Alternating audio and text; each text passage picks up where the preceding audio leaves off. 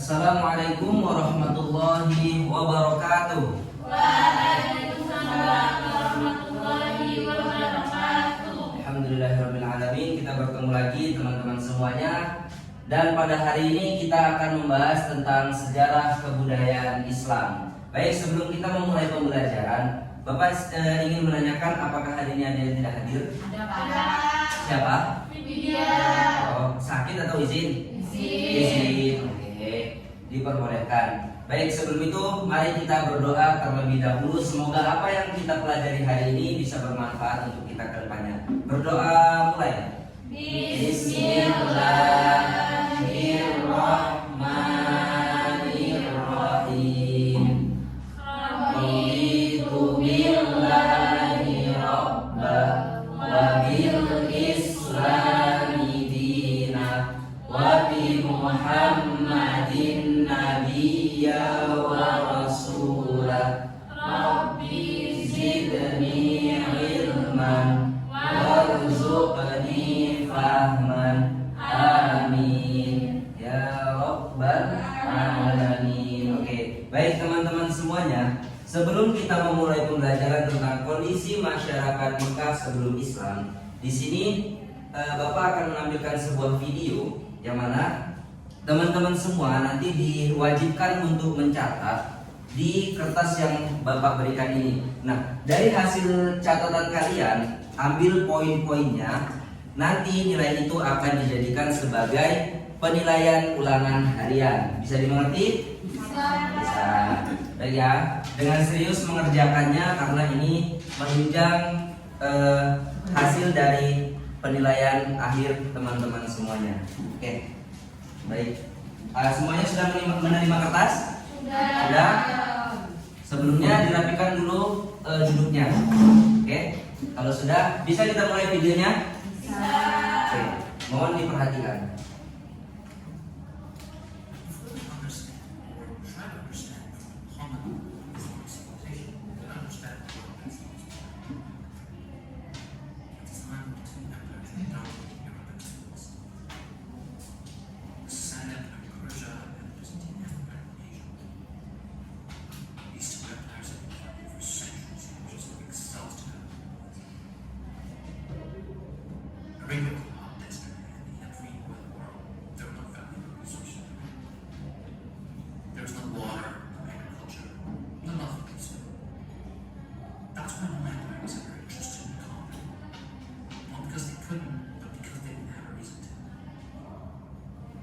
Even after the rise of Islam, most of Islamic empires remained common in holy cities of Mecca and Medina and left the rest of Arabia untouched. Inside Arabia, there was chaos. Well, mostly chaos. More so-called civilized people would have called the Arabs barbarians, but that's not the time of true warfare. There were many tribes in Arabia. One of those tribes, Quraysh, lived in Mecca. This was Muhammad's tribe against the Mecca was the site of an ancient shrine called Kaaba. This shrine was set up and built by the great prophet Ibrahim. Ibrahim also did something that would change the destiny of Mecca. He declared it haram, meaning it was forbidden to conduct violence there, or the wrath of God would get you and all that. Even though most Arabs were pagans, they still believed in this one great God called Allah, which comes from the word Allah, meaning the God, with capital G. Anyways, this declaration was used centuries after Abraham to make Mecca a very attractive place to conduct business. This was the only place where you could buy and sell things without the risk of losing your head in a minor dispute. Meccans, however, went one step further. They invited all of Arabia, all the tribes in it, to come and place their idols in the shrine, meaning all of the gods that were worshipped in Arabia were now collected in a single place. So, if you conduct violence, your God and all the other gods are going to kick your ass. As a result of all this, Mecca became a trade. Meccans would tax the street. They'd get a cut of everything bought and sold in the city. This was their only sort of income, along with the pilgrimage business that started because Mecca was now a holy site to all the tribes of Arabia. Although some people bought goods from these merchants and went out to Palestine to want to sell them for profit as well.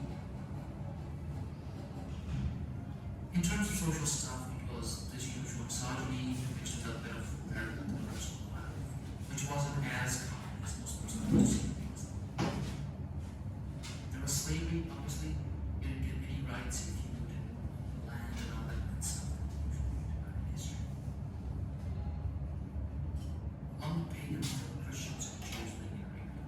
It's sad that you couldn't tell the difference between the three faiths in Arabia without the three characters of Russia, because they had all adopted each other's traditions. Tribal warfare was, however, very common in the United States. Water was a very resource, and weapons, so people fought over it, along with many other things. Hostilities lasted between tribes for centuries, but Meccans made sure not to get into too many fights because fighting was bad business. Anyway, Arabia at the end of the 6th century was the last place you could expect a world dominating power to march from. Now that's it. Oke. Baik teman-teman semuanya, itu tadi video. Dicukupkan untuk menulisnya, mohon alat tulis diletakkan kembali dan perhatikan ke depan. Kita akan memasuki pembahasan tentang kondisi masyarakat Mekah sebelum Islam. Ada yang sudah paham tadi tentang video tersebut? Ada yang sudah paham atau sudah mengambil poin-poin pentingnya? Sudah? Oke. Sekarang kita masuk ke pembahasan inti. Baik. Peradaban bangsa Arab. Sebelum peradaban Islam memecah di tengah masyarakat Arab atau jauh sebelum Nabi Muhammad diutus membawa Islam, sudah ada peradaban bangsa Arab yang mana kehidupan mereka juga ada politik, sosial, ekonomi, bahasa, seni, dan penggunaan metode berpikir meskipun masih sederhana. Baik, dari aspek sosial ekonomi bisa kita lihat terbagi menjadi dua kelompok, yakni masyarakat pedalaman dan perkotaan. Masyarakat pedalaman atau biasa disebut dengan masyarakat Badui itu mengembangkan sektor pertanian untuk menghidupi perekonomian mereka. Sedangkan untuk masyarakat yang tinggal di perkotaan itu mengandalkan perdagangan untuk menghidupi, membesarkan perekonomian masyarakat yang tinggal di perkotaan. Nah, di kota Mekah juga terdapat pasar perkotaan, pasar perdagangan, yakni pasar ukaz, dibuka di bulan-bulan tertentu, begitu. Nah, selanjutnya dari aspek sosial politiknya, ada seorang syekh atau amir di peradaban Arab dulu yang mengurusi persoalan tentang masalah perang, pembagian harta dalam pertempuran tertentu atau pembagian harta rampasan. Selanjutnya, bagaimana peradaban Arab dulu mengembangkan ilmu pengetahuan? Apa saja sih? Di antara ilmu pengetahuan yang mereka kembangkan, yang pertama ada astronomi oleh orang-orang Babilonia yang pada saat diserang oleh pasukan Persia atau bangsa Persia, mereka melarikan diri ke negeri Arab dan mengembangkan ilmu astronomi. Terus juga ilmu meteorologi atau ilmu iklim untuk mengetahui suatu peristiwa yang dikembangkan oleh orang-orang yang berasal dari Kaldam. Nah, selanjutnya adalah pengobatan penyakit atau tabib. Nah, di sini juga dikembangkan oleh orang-orang dari Kaldam. Selanjutnya, bagaimana kita membahas tentang bagaimana agama dan kepercayaan bangsa Arab tempo dulu sebelum adanya Nabi Muhammad yang membawa Islam. Nah, dari cerita Nabi sudah ada beberapa nabi yang diturunkan ke negeri Arab, diantaranya Nabi Ibrahim, yang mana kita tahu Nabi Ibrahim itu sendiri diutus di antara orang-orang yang jahiliyah, bisa dibilangnya ya. Karena itu sejak awal ajaran tauhid sudah tertanam di masyarakat Arab. Namun setelah berpuluh-puluh abad ajaran tersebut perlahan itu mengalami perubahan yang akhirnya banyak dari orang-orang jahiliyah atau orang-orang Arab tempo dulu itu yang menyembah berhala. Dan di antara berhalanya ada yang pertama Lata, Uzza, dan Manah. Oke. Nah, selanjutnya kita lihat dari aspek budaya bangsa Arab, sosial budaya bangsa Arab. Bidang bahasa dan seni bahasa Arab sebelum Islam sudah sangat maju. Itu mengartikan bahwasanya mereka juga mengolah ilmu pengetahuan tentang seni, tentang bahasa, gitu kan, sebelum datangnya Islam. Nah, apa yang mereka kembangkan, yakni bahasa mereka sangat indah dan kaya. Penyair sangat dihormati karena pada zaman itu banyak penyair yang diciptakan atau terbentuk pada zaman itu. ahli pidato mendapat derajat tinggi, dan salah satu kelaziman masyarakat Arab jahiliyah adalah mengadakan majelis atau nadwa sebagai sarana untuk mendeklamasikan sajak, bertanding pidato, tukar menukar bicara, dan lain-lainnya. Oke, nah sekarang kita membahas tentang politik masyarakat Arab sebelum Islam. Nah, ini ada dua, masyarakat kota dan pedalaman. Yang masyarakat kota atau tinggal di perkotaan itu tinggalnya di perkotaan atau perniagaan Arab. Sedangkan masyarakat pedalaman seperti halnya kalau di Indonesia itu suku-suku pedalaman. Mereka tuh tinggal di satu tempat, nanti pindah ke tempat lain dan lain sebagainya. Ya, seperti itu ya. Oke, itu yang dapat kita pelajari hari ini.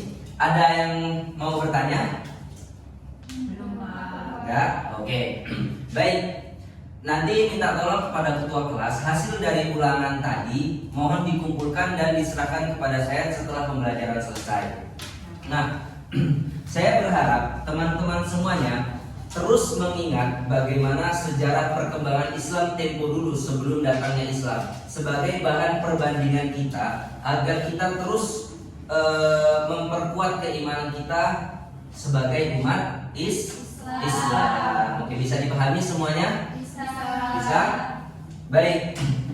Sebelum kita menutup, alangkah baiknya kita membaca doa terlebih dahulu. Berdoa, mulai. Bismillahirrahmanirrahim.